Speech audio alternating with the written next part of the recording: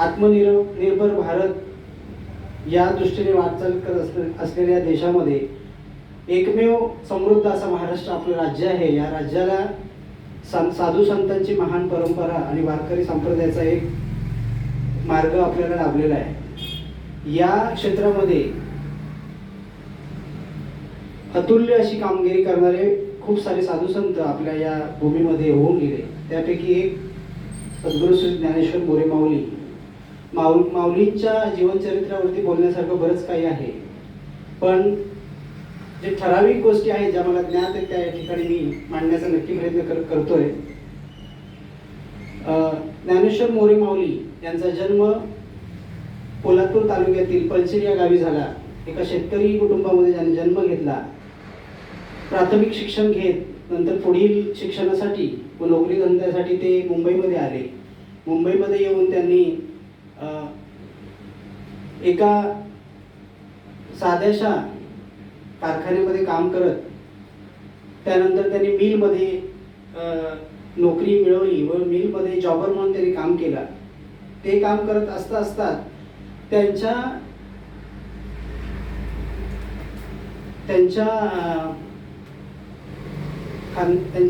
खानदानीमध्ये किंवा त्यांच्या काय म्हणतात कुटुंबामध्ये चालत आलेला जो पारमार्थिक क्षेत्राचा वारसा होता, या वारशामुळे ज्ञानेश्वर मोरे माऊली यांच्या आईवडिलांकडून त्यांच्यावरती आध्यात्मिक व पारमार्थिक क्षेत्राचे जे संस्कार झाले त्या संस्कारांची धुरा पुढे नेत माऊलींनी स्वतःला पारमार्थिक क्षेत्रामध्ये वाहून नेण्याचं ठरवलं.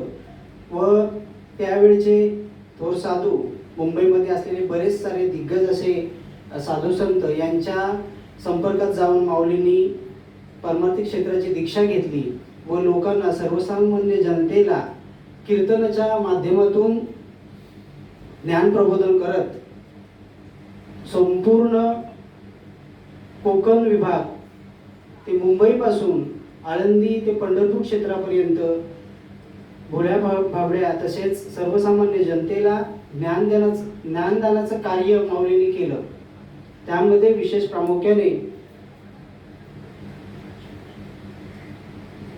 लोकांच्या मनामध्ये पारमार्थिक भक्ती तसेच पारमार्थिक भक्तीची पाळीमुळे रुजवण्याचं हे माऊलींनी काम केलेलं आहे. आज जी आपली नवीन पिढी प्रामुख्याने कोकण विभाग असेल, मुंबई असेल, तसेच अगदी संपूर्ण महाराष्ट्रामध्ये वारकरी क्षेत्रामध्ये ही जी नवीन पिढी आज आपण पाहतो, याचं हे फलित म्हणजे माऊलींनी जी त्यावेळेस बीज रोवली हे आपण आता याची डोळा या ठिकाणी पाहत आहोत. अजून याच्यामध्ये ॲडिशनल काय बोलायचं असेल तर आत्ताच नुकताच कार्तिकी वारीच्या वेळेमध्ये पंढरपूर अशा पावन भूमीमध्ये सद्गुरू ज्ञानेश्वर मोरे माऊली यांचा मठ जो स्थापित करण्यात आला, त्या मठाचा मोठा असा भव्यदिव्य उद्घाटन सोहळा झाला.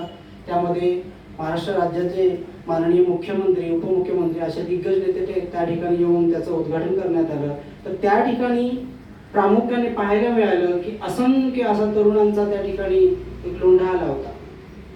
तो कशामुळे आला बरं, तर माऊलींनी आपल्या संपूर्ण जीवनामध्ये पारमार्थिक क्षेत्राचा जे ज्ञान लोकांना पाजलं व तरुण पिढीला प्रामुख्याने कसं परमार्थाकडे वळून नेता येईल व त्यांना परमार्थाची आवड जोपासून ह्या तरुण पिढीकडूनच चांगलं कार्य कसं करून घेता येईल जेणेकरून देशसेवेसाठी व या समृद्ध भारत देशासाठी त्याचा फायदा कसा होईल व प्रत्येकाला आपापल्या जीवनामध्ये पारमार्थिक ज्ञानामुळे आलेल्या संकटांना सामोरे कसं जाता येईल याचा अट्ठास माऊलींनी केला आणि ते प्रत्येकाच्या मनामध्ये रुजवलं. म्हणूनच हा सगळा समुदाय आपल्याला त्या ठिकाणी पाहायला मिळाला. फारसं काही बोलत नाही. माऊली हे श्रेष्ठ कीर्तनकार असल्यामुळं मुंबई आणि भजनाचा हा एक जवळचा संबंध आहे. त्यावेळी गिरणी कामगार आणि भजन एक संकल्पना होती.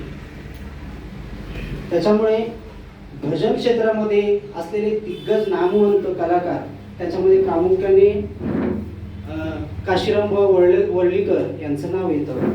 त्याच्यासोबत भजनानंदी हरिभाऊ रिंगे महाराज यांचं नाव येतं.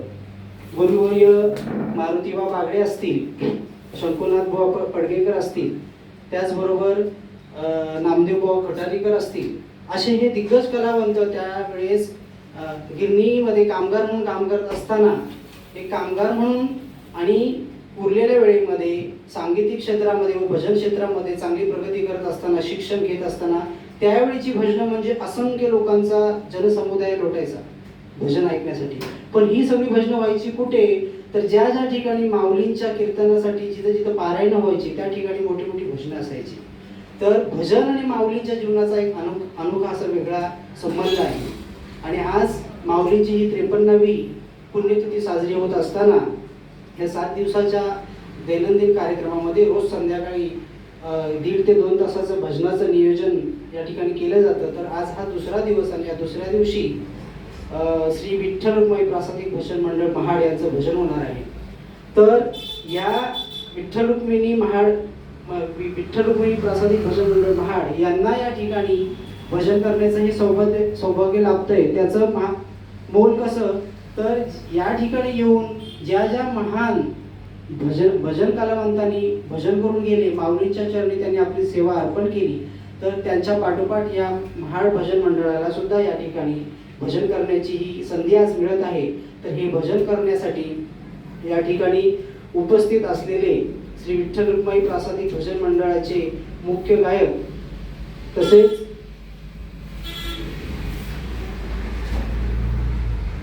प्रशासकीय सेवेमध्ये जे कार्यरत आहेत, मसला तालुक्याचे नायब तहसीलदार म्हणून सन्माननीय श्री सचिनजी धोंडगे हे प्रशासकीय सेवेमध्ये असून सुद्धा वारकरी परंपरा जोपत आध्यात्मिक कास धरत यांनी सातत्याने आपली कामगिरी करत आलेले आहेत.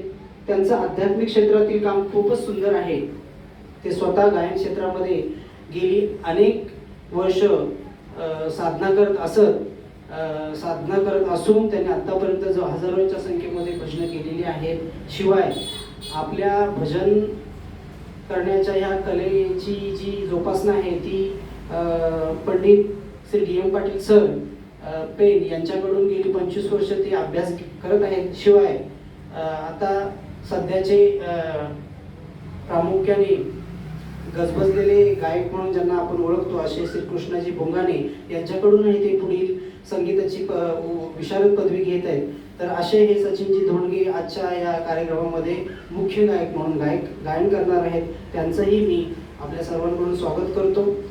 त्यानंतर पखवाज क्षेत्रामध्ये ज्यांनी संपूर्ण महाराष्ट्रामध्ये आपल्या सुंदर अशा सुमधुर वादनाने लोकांना मंत्रमुग्ध करत असलेले शिवाजी मांडे हे या ठिकाणी उपस्थित आहेत. ते सुद्धा प्रोफेशनल इलेक्ट्रिकल इंजिनियर असून असाह्य ग्लास या कंपनीमध्ये मॅनेजर पदावरती कार्यरत आहेत. त्यांनी सुद्धा आपल्या कार्यभार करत असताना ही पखवाजाची सुंदर अशी कला जोपासत आध्यात्मिक सेवेमध्ये त्यांनी स्वतःला रुजू करून घेतलेले आहेत. त्यांचेही मी आभार मानतो, स्वागत करतो.